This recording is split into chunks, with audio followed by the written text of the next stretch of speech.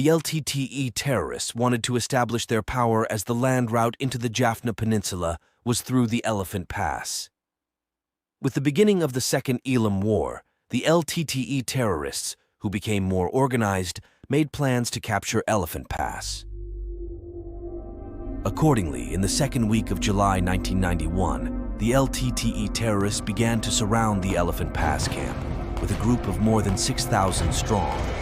At that time, about 500 soldiers were staying in the camp. After a few days of fierce fighting, the Tigers retreated after a fierce attack.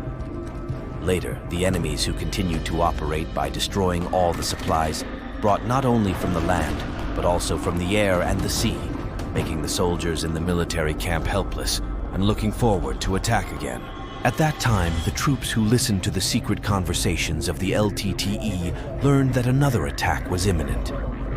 That's why food and other supplies had already been gathered for 14 days. As expected, after 4 days, the LTTE terrorists started attacking with all their might. By this time, the army soldiers who were losing their lives and were on the verge of defeat were slowly falling into the hands of the LTTE terrorists.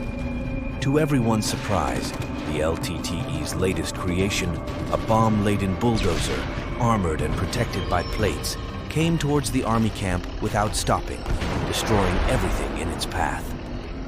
Seeing this, the soldiers were surprised and continued to fire, but the dozer continued to move forward. Seeing this, one of the soldiers stood up with the determination to save the camp. Realizing that if he broke into the camp like this, he would lose this battle along with all his fellow soldiers.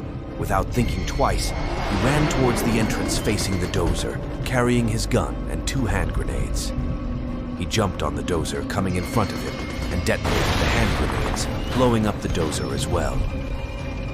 The dozer stopped as everyone who handled the vehicle inside the dozer turned gray. With that permission, the military camp was also protected, and the army soldiers were able to win the losing battle and save the camp.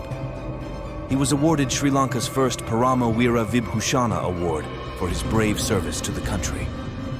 He is none other than Corporal Gamini Kularatne, aka Hasalaka Gamini.